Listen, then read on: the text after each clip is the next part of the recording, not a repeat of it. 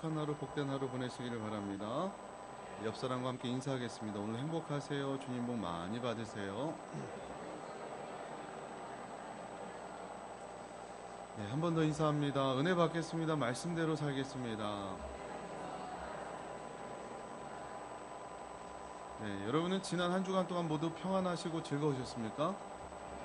네, 혹시 여러분들 제가 보고 싶지는 않으셨어요? 거짓말은 침을 바르고. 네. 네, 저도 밥 먹을 때 하고 잘 때 빼고 여러분들이 얼마나 보고 싶었는지 모릅니다. 지난 한 주간 동안 우리 장로님들과 함께 평북노예에서 개최하는 장로 목사 수련회를 중국 계림으로 다녀왔습니다. 약 83명이 함께 참석해서 많은 것들을 보고 많은 것들을 느꼈는데요. 또한 많은 생각을 할 수 있는 귀한 시간이었습니다. 또 많은 목사님들, 장로님들을 만나면서 다양한 사역 속에서 하나님이 함께 하시는 것을 이야기하며 들었고, 정말 하나님은 다양하게 역사하시는구나. 각자 가지고 있는 수많은 달란트를 통해 하나님은 하나님께 영광 돌리기를 원하시는구나 라는 생각을 들었습니다. 이번 수련회를 통해 느낀 것이, 중국을 다녀오신 분들은 아시겠지만 중국이라는 나라가 얼마나 크고 넓습니까? 저는 비록 한 동네를 다녀왔지만 15억 중국 인구를 다 보지 않았지만 하나님은 정말 위대하시다라는 말이 절로 나왔습니다. 그 큰 땅덩어리에서 어떻게 저렇게 많은 것들을 만들어낼 수 있을까? 이것은 정말 하나님밖에 하실 수 없구나라는 생각을 했습니다. 또한 제가 그래도요, 여러분한테는 겸손하게 보여도 속으로는요 참 편한 사람입니다.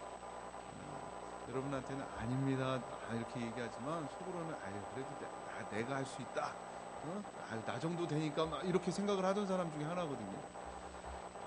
근데 스스로가 큰 자라고 생각했던 저였는데요, 대단했다고 생각하는 저였는데 하나님이 만드신 그 많은 것들 앞에서는 한 줌 흙, 모래, 티끌 같고 아무것도 아니구나라는 생각을 하게 됩니다. 그 땅에 떨어뜨려 놓으면 저 어떻게 살까 수없이 생각을 하고 왔었어요. 그러나 확실한 것은요, 이 작은 자를 통해서, 그리고 세상에서 가장 보잘것없는 이 교회와 하나님의 성도들을 통해서 하나님은 세상에 가장 큰 일을 하실 것이라는 기대가 있습니다. 다시 한번 우리를 구원하시고 우리를 통해 놀랍고 큰 일을 계획하시고 지금도 이 땅 가운데 그 일을 행하시는 하나님을 찬양하며 감사합니다. 여러모로 기도해 주시고 무사히 돌아올 수 있도록 격려해 주시고 관심 가져주신 여러분들, 또한 모든 것들을 계획하시고 함께 하신 하나님께 감사합니다. 얼마 전에 저희 사촌 형과 인생 이야기, 신앙 이야기를 하면서 통화를 한 적이 있었어요. 수요일이었기에 빨리 끊었죠. 약 2시간 정도 통화를 했는데, 수요일이 아니었으면 아마 이야기하고 싶으신 것이 참 많았나 봐요. 또 동생이다 보니까 그동안은 주위에 얘기 드렸잖아요. 저희 집은 목회자가 참 많은 가정인데 이 형님이 그렇다고 큰아버지한테 작은아버지한테 물어볼 수는 없잖아요. 동생이 목사니까 동생한테 좀 편하게, 때로는 목사라고 생각도 하고 때로는 동생이라고 생각하면서 때로는 쿠사리도 주면서 때로는 이런 거 어떠냐고 이야기도 합니다. 그러면서 이것저것 이야기하는데요, 그러면서 하는 말이, 제발 설교할 때 성도들한테 화내지 말고 면박 주지 말고 정죄하지 말라는 거예요. 뭐 하라고 시키지 말라고 하는 이야기였어요. 일주일 동안 세상 속에서 얼마나 치열하고 힘들게 살고 왔는데 교회까지 와서 혼나고 깨지고 이거 안 한다 저거 안 한다 이래라 저래라 하면서 요구하고 면박 주고 그러면 왜 이렇게 교회가 성도들의 삶을 위로해주고 용기를 주어야지 왜 이렇게 못 살게 구냐는 거예요. 그러니까 자기 목사님한테 얘기 못하고 저한테 하는 얘기죠. 그 이야기를 들으면서 그러나 라는 생각으로 또 한편 들더라고요. 내가 세상에서 살 때는 과연 어땠었을까라는 또한 의문을 가지기 시작했습니다. 지금은 목사로서 말씀과 교회 가운데 사니까 교인들의 삶을 보게 되지 않고, 교인들의 아픔과 어려움을 보지 않고 잘못하는 것, 비판할 것, 혼내야 하는 것만 찾고 있지 않은가. 제 눈을 보시면 아시잖아요. 쫙 찢어져 갖고 여러분들이 뭐 하나 잘못한 거 없나 탁 이렇게 보고 있다는 거예요. 그래서 저도 제가 성도였을 때 저의 모습을 생각하게 됐어요. 제가 직장 생활하면서 세상 속에서 교회 가운데 나아가는 성도였을 때는 어떠했을까? 그냥 일주일 힘들게 살고 교회에 나오면 어떤 것이 가장 좋았었나? 그냥 편하게 위로받고 돌아가는 것이 좋은 것이었나? 저도 세상 속에서 살 때는 정말 말도 못하게 힘들게 살았던 적도 있습니다. 하루하루 숨이 탁탁 막혀서 세상을 벗어나고 싶고 삶의 여유보다는 이 모든 것들을 버리고 싶은, 떠나고 싶은 생각도 있었습니다. 그럴 때 교회에 나오면 생각하는 것이 무엇이었을까? 위로받기를 원했을까? 평안하기를 원했을까? 아니면 하나님이 주시는 말씀을 붙잡기를 원했을까? 일주일의 삶은 누구보다도 가장 잘 아는 사람이 바로 자기 자신입니다. 어떻게 살았는지, 그렇기에 누가 나를 알지 못하는 상황에서 누구도 나를 무엇이라 할 수는 없습니다. 그런데 그럴 때 위로를 듣게 되면 기분이 또한 마음이 참 평안해집니다. 그런데 그런 평안과 안식만 있다면, 영적인 돌아봄과 찔림이 없다면 그냥 위로받고 편하게 그 자리에 안주하게 될 수도 있다는 겁니다. 죄송합니다만 여러분, 때로는 이 부족 목사가 아직은 젊은 혈기로 여러분에게 이렇게 삽시다, 저렇게 삽시다, 잘 안 되지만 함께 살아봅시다, 이겨내봅시다, 함께 갑시다 라고 외치는 것은 여러분의 영혼뿐 아니라 저의 영혼을 살리는 방법은 말씀 외에는 아무것도 없다는 생각에 기인하고 근거합니다. 아직 말씀도 기도도 영성도 부족해서 많은 것을 준비하고 성령의 충만한 가운데 많은 것들을 전하지는 못하지만, 제가 가지고 있는 목회 철학은 어떤 행정의 능력이나 프로그램이나 사람의 많고 적음과 재정적인 문제가 아닙니다. 제가 가지고 있는 목회의 핵심과 철학은 오직 말씀과 기도로만 된다는 겁니다. 또한 이 모든 일은 하나님께서 하신다는 겁니다. 성령님이 도와주신다는 겁니다.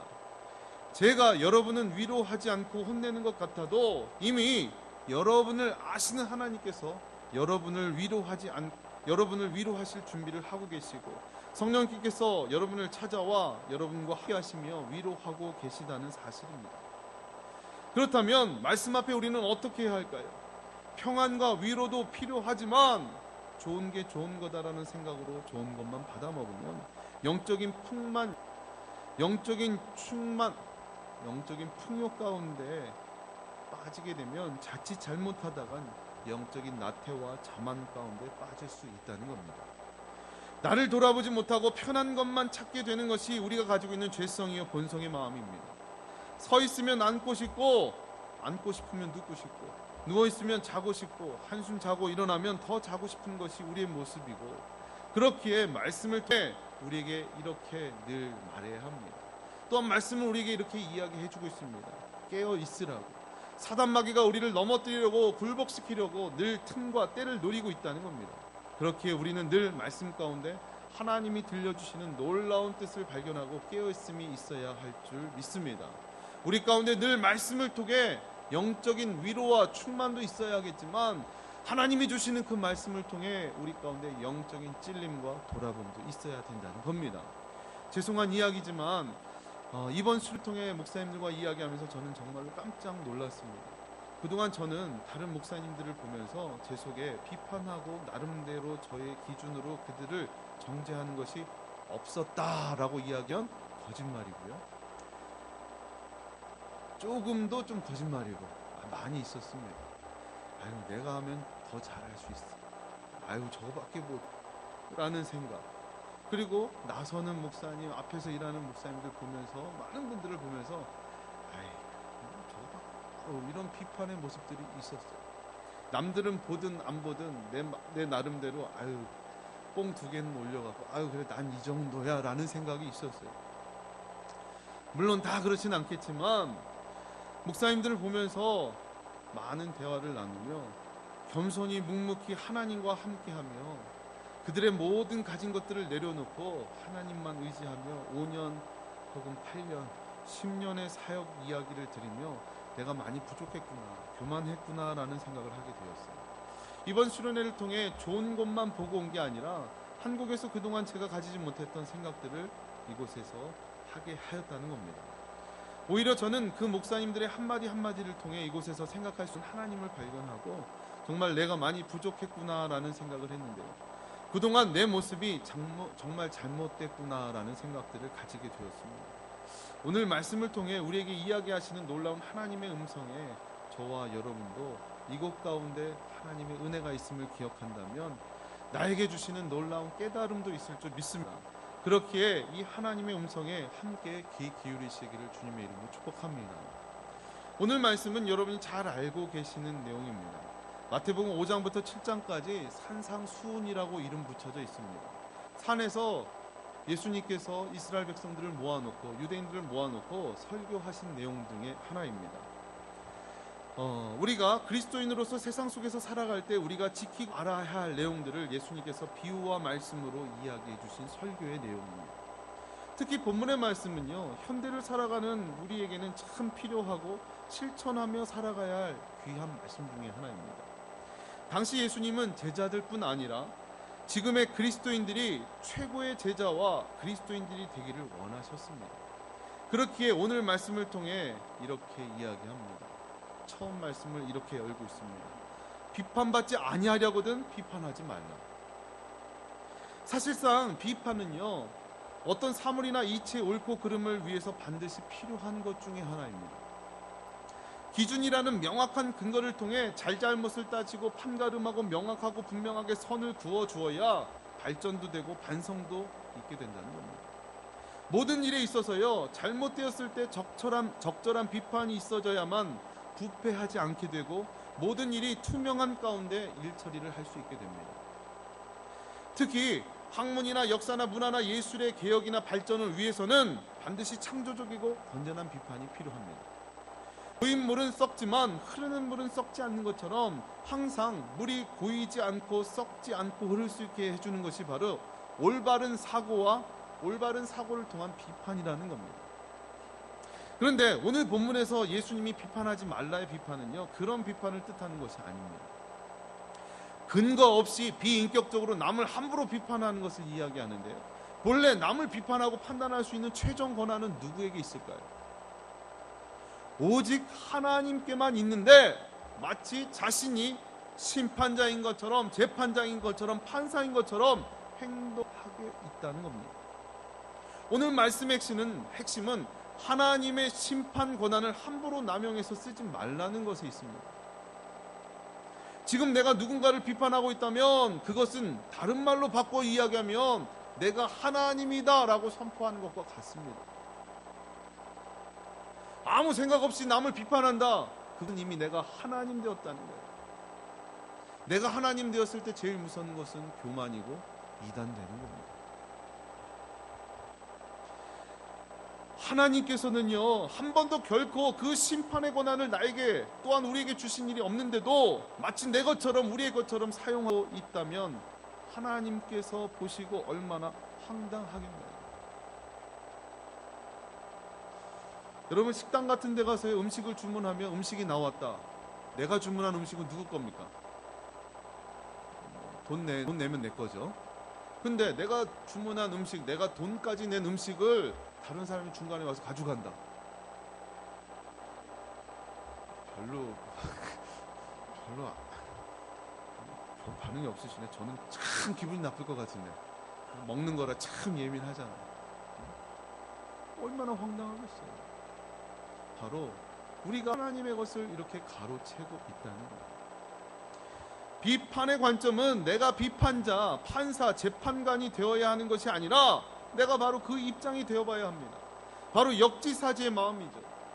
내가 그 자리에 서보면 입장이 달라진다는 겁니다. 비판하고 반대에 서 있을 때와 그 자리에 내가 서게 되면 입장과 내용과 상황이 달라집니다. 그러니 우리는 늘 항상 모든 일에 상대방을 향해 말하거나 행동하거나 보이지 않고 나타나지는 않지만 생각할 때까지도 상대방의 입장에서 말하고 행하고 생각해야 한다는 겁니다. 이것이 바로 오늘 본문이 우리에게 이야기하는 비판의 결론입니다. 비판하지 말라. 나쁜 것이니까, 단지 나쁘기 때문에 비판하지 말라는 것이 아니라 항상 모든 것에는 내가 그 일 가운데, 그 상황 가운데 처해 보면 알게 된다는 겁니다. 그러니 바꾸어 생각하고 바꾸어 보면 알게 되기 때문에 비판이 얼마나 무서운 건지를 알고 있다는 겁니다. 1절에서 비판하지 말라 이야기했고 2절에서는 예수님께서 다시 우리에게 이렇게 이야기합니다. 너희가 비판하는 그 비판으로 너희가 비판을 받을 것이요 너희 헤아리는 그 헤아림으로 너희가 헤아림을 받을 것입니다. 비판을 하게 되면요, 우리도 비판을 받게 되는데 어떤 비판을 받냐? 우리의 비판은 그 비판으로 비판을 받게 된다는 겁니다. 내가 한 비판이 결국은 나한테 돌아온다는 거예요. 여러분, 혹시 활을 쏴보신 적 있으세요? 총은 남자들은 군대 가서 쏴보셨을 거예요. 활도 쏴보진 않았지만 쏘는 것을 구경해 보긴 했습니다. 드라마나 텔레비 같은 데서. 그런데 활 쏘면 어떻게 합니까? 시위를 당기고 그것을 놓게 되면 그 활은 어딘가를 향합니다. 활이 다시 돌아와서 자기를 쏘는 경우가 있을까 없을까요? 무슨 공상과학 영화도 아니고요. 활은 한번 시위를 떠난 활은 어딘가를 향해 가려 있습니다. 근데 그것이 다시 나에게 돌아오지 않는다는 거죠. 그런데 이 비판이라는 것은요, 내가 활시를 당겨 활을 쐈지만 결국 나에게 돌아온다는 겁니다. 이게 바로 이상한 논리 같지만 신앙의 논리이고 예수님의 논리라는 거예요. 저희 아버님이 많이 쓰시는 예화 중에 하나가 남들을 비판하고 손가락질하는 거예요. 여러분, 남들 욕 많이 해보셨죠? 욕할 때 어떻게 해요? 이렇게도 하지만 손가락질을 어떻게 해요? 한번 해보세요. 저한테. 잘 하시잖아요. 원래 속으로 다 하고 계시잖아요. 면무는 안 하시니 한번 해보시라니까요. 잘 하시네. 응? 어때요? 손가락질하면? 응? 별로 기분은 좋지는 않지만 남을 향해서 손가락질하지만 나머지 있는 손가락은 결국 누구를 향한다? 결국 나를 향한다는 겁니다. 내가 모르고 있지만, 모르는 것 같지만 결국은 이 모든 것들이, 이 모든 화살이 나를 향하여 다시 돌아온다는 겁니다. 그렇기에 이 비판이 얼마나 무서운 겁니까?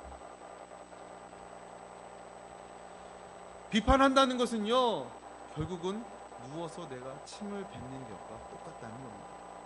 아무런 유익이 없고 오히려 스스로 비판하게 되는 불행을 초래하게 된다는 겁니다. 세상에 생각해 보십시오. 만약 우리가 남을 비판할 때마다 하나님이 나를 비판한다면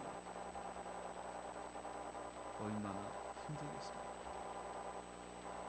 오늘 예수님이 말씀하시는 비판하지 말라는 것은요, 좀 전에 이야기했던 단지 나쁜 것이니까, 나한테 돌아오는 것이니까 하지 말라, 아니면 조건적으로 생각하면 안 됩니다. 비판받지 아니하려거든 비판하지 말라 이렇게 얘기하니까 조금 더 생각해보면 뭐라 그럴까요?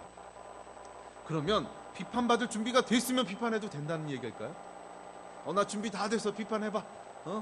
비판받을 준비 다 돼 있어. 그러면 비판해도 될까요? 아니라는 겁니다. 그것이 아니라 아예 비판을 하지 말라는 겁니다. 함부로 남을 비인격적으로 비판하는 것을 절대 해서는 안 된다는 겁니다. 3절에서 5절을 읽어보면 비판을 하지 말라는 예수님의 의도를 분명히 파악할 수 있는데, 예수님이 말씀하시기를 형제의 눈 속에 있는 티를 보면서 내 눈 속에 있는 들보는 깨닫지 못하느냐고 이야기하십니다. 이번 중국 수련회에서 깨달은 것이 또 하나 있는데, 우리 장로님들이 정말 애처가들이구나. 저는 아직 사회적인 경험이 부족하고 삶의 경험이 부족하다 보니까 가서도 뭐 사야 하는지 뭘 구경했는지 잘 몰라요. 그러니 비싸다고 생각하면 안 사고요, 싸다고 생각하면 많이 생각하게 됩니다. 그런데 공통적으로 장로님들이 공항에 나오면서 손에 든 것이 하나 있었습니다. 촌스러운 봉투에 장로님들의 손에 들려진 것이 뭔지 아십니까? 네, 바로 깨입니다. 연변 깨가 좋다고요. 권사님들 집에 갖다 줘야 한다고 다른 건 고민하면서 살까 말까 생각하시더니 이 깨는 꼭 사시다라는 거예요. 또 다른 거는요, 저한테 목사님 하나 사드릴까요? 물어래도 보시더니 깨 살 때는 저 쳐다도 안 보시더라고요. 오히려 깨 보니까 그냥 집에 계시는 만우님들 생각만 나시는지 하탕한 양손에 꼭 들고 오시더라고요. 근데 생각해 보세요. 깨 얼마나 작습니까? 여러분, 여기 있는 게 뭔지 보이세요? 이게 깨도 몇 개인지 보이세요? 무려 5개예요. 5개라니까요. 이 하나를 띄워놔도요 보이지 않을 겁니다. 저도 이거 바람에 날릴까 잊어버릴까 해서 이 테이프로 지금 묶어놓은 거예요. 깨가 이렇게 작은데요, 티끌은 얼마나 더 작겠습니까? 눈에 보이지도 않죠. 언제 한번 이야기 드린 적이 있죠. 눈을 보호하는 3단계가 있다고 얘기하겠습니다. 눈썹과 눈꺼풀과 눈물입니다. 작은 티끌 하나가 들어가도요, 눈이 아프다고 생각하고 다른 것이 쳐들어온다고 생각해서 눈썹에서 막아내고 눈꺼풀에서 막아내고, 그거 안 되면 눈물로 이것들을 밖으로 내보낸다는 겁니다. 그러니 티끌이 들어오면 어떻습니까? 눈 깜빡깜빡거리거나 눈을 비비거나 찡그리게 됩니다. 결국은 모든 것들이 눈물로 빠져나가게 됩니다. 그런데 이 티만 들어와도, 티끌만 들어와도 눈이 이렇게 간지럽고 따끔따끔할 텐데, 이 깨 하나 들어간다고 생각해 보세요. 나눠드릴게 한번 넣어 보실래요? 아우, 못 견딜 겁니다. 그런데 여러분 생각해 보세요. 오늘 말씀에 보니까 들보라고 오늘 표현합니다. 여러분, 들보가 어떤 건지 아세요? 옛날 건물 보면요, 이 기둥과 기둥을 연결하는 것을 들보라고 하고, 대들보라고 여러분 들어보셨을 거예요. 네, 그리고 한옥집 같은 데 보면 대들보가 꼭 있습니다. 뭐 여기도 들보가 있을 텐데 우리 눈엔 잘 안 보이고 건축적인 문제겠죠. 그러면 그 들보를 띄울 수는 없어서 좀 축소판으로 하나 갖고 왔습니다. 여러분, 요거의 몇십 배 되는 게 들보인데요, 티끌도 깨도 눈에 들어가면 아플 텐데 요거 하나 여러분 눈에 한번 넣어 보시렵니까? 이거 넣고 여러분 산다고 생각해 보세요. 살 수 있을까요? 여러분, 이건 말이 안 되는 거예요. 내 눈 속에 이런 것들 하나만 있다고 생각해도요, 이것은 남들이 봐도 웃길 노릇이고 말도 안 되는 일이었습니다. 내 눈에는 이런 것들 하나 두 개씩 박아 놓으면서 남의 눈에 있는 티끌은 얼마나 잘 보이고 그것을 빼려고 노력하면서, 아이러니한 모습이죠. 무거워서 또 얘기해요. 끝까지 들고 있어 보려고 했는데 안 되겠습니다. 그런데 오늘 본문에서 예수님께서 우리에게 이렇게 이야기하십니다. 네 눈에 들보도 넣고 다니면서 남의 눈에 있는 티끌 빼주려고 하지 말라는 겁니다. 5절에 보면, 외식하는 자여, 먼저 내 눈 속에 들보를 빼어라. 그 후에 밝히 보이고 형제의 눈 속에 티끌을 빼리라. 이 말씀은 내 눈 속에 들보를 빼내기 전까지는 남의 눈 속에 티를 뺄 생각하지 말라는 겁니다. 내 눈 속에 들보가 있는 상태에서 남의 눈 속에 티를 빼려고 한다는 것, 그것은 도무지 불가능한 일이라는 겁니다. 나는 이렇게 힘들고 어려움들을 내 눈 속에, 내 마음 속에, 내 삶 속에 담고 다니면서 남의 삶의 문제, 남의 눈의 문제, 남의 신앙의 문제는 왜 건드리냐는 거예요. 먼저 내 속에 있는 것들을 빼내어야 남을 비판할 수 있다는 겁니다. 들보를 빼내지 않고서는, 내 삶의 무게들, 내 삶의 많은 것들, 잘못된 것들을 빼내지 않고서는 비판하지 말라고 이야기했습니다. 내 자신을 철저히 돌아보고 회개하지 않은 상태에서는요, 조금이라도 남을 비판할 생각하지 말라는 말씀입니다. 말씀을 통해서 우리 주님께서도 비판하지 말라고 하셨지만, 탈무드를 읽어보니 이런 이야기가 있습니다. 남을 비방하는 것은 살인보다도 위험한 일이다. 살인은 한 사람을 죽이지만 비판은 세 사람을 죽인다. 누구요? 비판받는 사람, 또 비판하는 사람, 또 이 비판을 듣고 있는 사람까지 죽인다는 겁니다. 그러니 비판이라는 것은 얼마나 무서운 일입니까? 근데 우리는 어떻습니까? 비판 잘 하잖아요. 욕 잘 하잖아요. 내 잘못, 남의 티끌 잘 뽑아내잖아요. 우리의 신앙이 10년, 20년, 30년, 40년 오래되었다고 해도 성숙하지 못하는 이유는 바로 여기 있습니다. 열심히 일하는 것 같고, 겉은 어른스러운 것 같고, 겉은 완벽한 것 같지만 내 속사람은 아직 어린아이처럼 성숙하지 못한 것은 바로 남들을 시기하고 원망하고 불평하며 비하기 때문입니다. 여전히 우리 안에는 남을 비판하는 습관과 도가 지나친 그 비판의 모습이 고쳐지지 않기 때문입니다. 은혜 받으려면 비판이 없어야 합니다. 남을 비판하는 마음으로 가득 찬 사람에게는요, 하나님의 들어갈 자리, 은혜가 들어갈 자리가 없기 때문입니다. 바로 우리의 마음속에 남을 배려하며 생각하는 역지사지의 마음과 믿음이 필요하다는 겁니다. 우리 교회가 지향하는 것이 바로요, 올해뿐만 아니라 계속해서 목표를 가지고 있는 것이 하나님을 기쁘시게 하는 교회, 하나님을 기쁘시게 하는 성도입니다. 여러분, 이 수막 옆에 글자 하나가 있는데 그 글자 혹시 보이십니까? 뚫어져라 보이셔도 마음이 착하신 분들만 보이시네요. 바로 절대 비판하지 말아라는 겁니다. 우리 교회가 하나님을 기쁘시게 하고 하나님을 위한 온전한 공동체와 교회가 되기 위해서는 남을 비판해서는 될 수 없다는 겁니다. 과거에는 서로 이런 일 저런 일로 비판할 수 있었습니다. 그러나 이제 세상과 지역사회에 사랑을 전하고 알리기 위한 우리의 삶과 모든 것 가운데 구조 개혁을 해나가야 하는 우리 교회 안에는 그 어떠한 형태의 비판은 이제는 멈춰야 된다는 사실입니다. 사라져야 한다는 겁니다. 우리 교회의 머리이신 예수님의 명령에 따라서 말입니다. 우리 교회에 더 이상 비판이 발붙이지 못하도록 항상 깨어 기도하고 서로 조심합니다. 그러기 위해서는 우리 성도 모두는 비판 대신 꼭 해야 될 두 가지가 있습니다. 제가 예전에 섬기던 교회 목사님 이런 것을 참 좋아하셨고, 오늘 이 들보를 들고 온 것도 그 목사님 한번 보여주셔서 저도 한번 해본 거예요. 그때 너무 인상적이더라고요. 첫 번째로 우리가 이 교회 가운데 하나님을 기쁘시게 하는 교회 성도들이 되기 위해서, 비판이 사라지기 위해서는 첫 번째로 격려해야 된다. 그리고 또 두 번째로는 이해해야 된다. 첫 번째, 그러면 격려를 우리 삶 가운데 어떻게 적용해야 할까요? 격려하고 또 격려하고 끝날 것 같을 때 또 격려해야 합니다. 여러분, 우리 교회 진정으로 사랑이 넘치는 곳으로 만들기를 원하신다면 우리에게 필요한 것은 비판보다 바로 격려라는 사실입니다. 따뜻한 마음이 담긴 격려 한마디, 그것이 오늘 우리에게 필요합니다. 우리의 공동체 안에, 우리 교회 안에 함께 살다 보면, 함께 일하다 보면, 함께 지내다 보면 어떤 일들이 있습니까?